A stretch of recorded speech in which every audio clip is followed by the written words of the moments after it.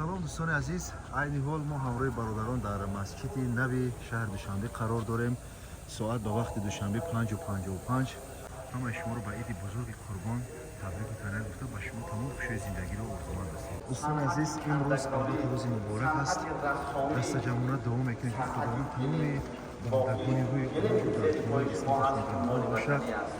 ва аз он ҷумла тамоми дарҳоеро ки мебинем ин ҳама гарибонро дар хонааш мегардон бошад.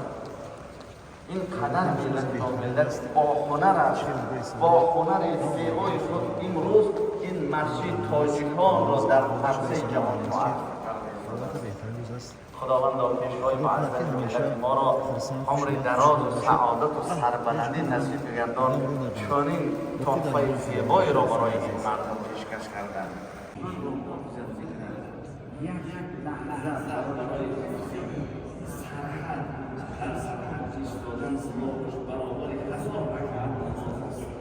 خداوند فرزندان شما را در بطان مقدر خداوند شما را این روز سعید برای شما مبارک باشد.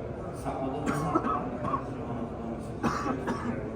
هر مراد منصوبه که داره خداوند در کسب خدا باشد برکت. ربنا آتنا فی الدنیا حسنة وفی الآخرة حسنة وقنا عذاب النار. آمین یا رب العالمین. زنده باشید، سعادتمند باشید.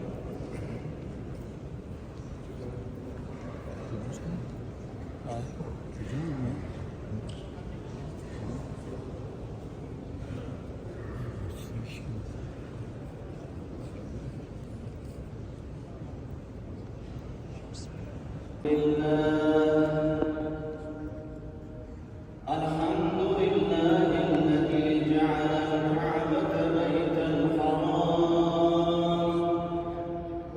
الذي فرض الحج على الأغنياء من أهل الإسلام. صادقين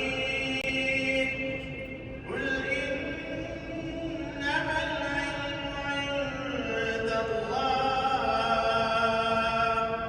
وإنما أنا نذير مبين.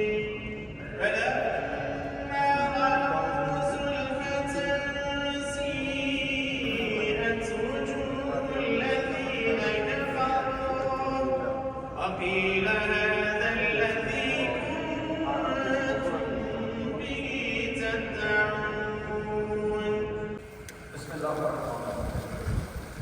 اللهم محمد القرآن العظيم واجعله لنا حجة يا رب العالمين. پروردگارا برسان ثواب و ثمره همین آیه های تلاوت شده را اولا به روح پرفتوح منور محمد صلی الله علیه و سلم میگیم و آل و اصحاب رضوان الله تعالی علیهم اجمعین. پروردگارا اینجوری برسان ثواب و ثمره همین آیه های تلاوت شده را بر روح و ارواح تابعین و تبع تابعین بر روح حضرت امام اعظم رحمت الله علیه. خداوندا برسان اینچنین ثواب ثمره همین آیه های تلاوت شده را بر روح و ارواح همین گذشتگان همین جماعت. خدایا گذشتگان ما را رحمت و مغفرت، خدا جایشان را جنت الفردوس، روحایشان را شاد و قلبهایشان را با نور قرآن نورانی گردان.